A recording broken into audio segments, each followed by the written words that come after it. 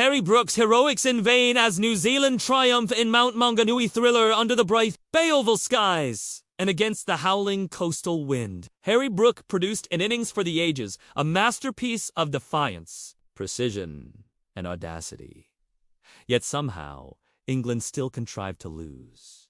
His magnificent 135 off 101 balls, an innings glittered with 9 fours and 11 sixes, stood as a lone monument amid England's ruins. But New Zealand, powered by Zach Folk's devastating 4-wicket burst and the calm composure of Daryl Mitchell's 78 not-out and Michael Bracewell 51, stormed to a 4-wicket win, taking a 1-0 lead in the ODI series. It was a match that began in chaos, surged with drama, and ended in quiet inevitability, a day where one man soared, even as his team sank. England implode. Brook erupts. The game began like a recurring nightmare for England. Zach Folks, the debutant seamer, with an insatiable hunger for the big stage, ripped through the visitors' top order like a man possessed.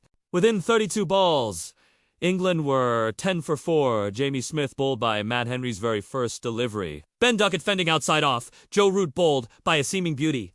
And Jacob Bethel losing his off-stump to another job. It was pure carnage, the kind that sends statisticians scrambling and fans reaching for their coffee. When Joe's Butler fell cheaply, and Sam Curran nicked off. 456-46. The only question was whether England would last till lunch. Enter Harry Brook, batting as though he were from another planet. Brook unleashed a counterattack so fierce that it turned mockery into awe. He scored his first 36 runs exclusively in boundaries, playing with the serene conviction of a man sculpting a masterpiece amid a demolition site. He was ruthless on anything short, crisp on the drive, and unflinching against the spinners. 3 consecutive sixes off Jacob.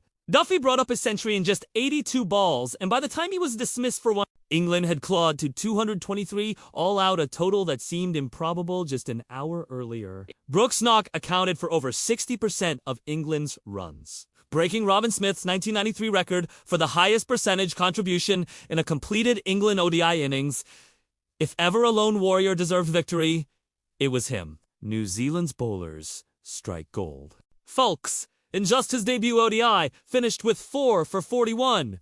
His late swing and precision destroying England's foundation. Matt Henry chipped in with 1 for 33, while Jacob Duffy's variations fetched 3 for 66, though he was the unfortunate recipient of Brook S6 hitting blitz. By the 36th over, England's innings was over, but the Bay Oval crowd was still buzzing. They had witnessed something extraordinary. England fight Baka briefly when England came out to bowl. There was sudden hope. Bryden Carse produced an inspired opening spell, removing Will Young 5 and Kane Williamson 0, the latter for his first golden duck in 15 years of Luke Wood then had Racham Ravindra caught in the slips. And when Carse trapped Tom Latham in front 424, New Zealand stumbled to 66 for 4.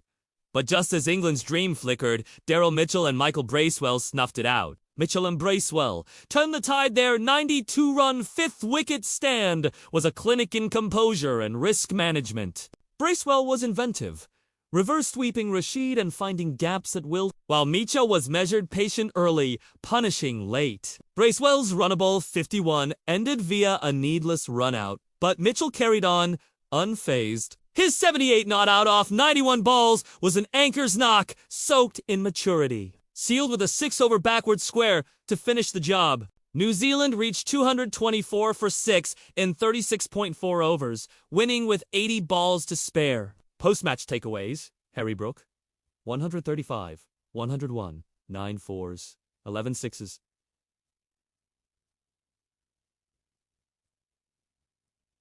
Eleven sixes. 2.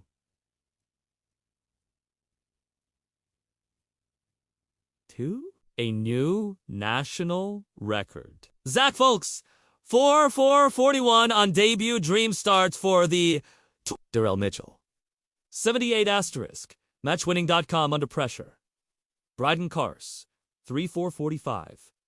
England's standout bowler. Quotes, Harry Brook, England. It's frustrating to score runs and still lose, but New Zealand deserved it. We were miles behind after the first 10 overs. I just tried to keep it simple and play my shots.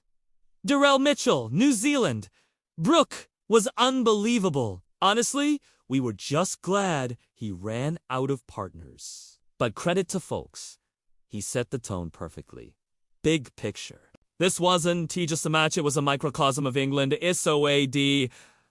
Imarise of flashes of brilliance buried beneath early collapses and tactical uncertainty. Brook's genius gave them hope, but New Zealand's discipline and experience prevailed. As the series moves to Christchurch, England's management must be asking the hard questions. Can they build around Brook, or will another individual gem fade and a team performance gone astray? For New Zealand, this was an emphatic reminder that calm heads and clever cricket still win games, even against chaos incarnate.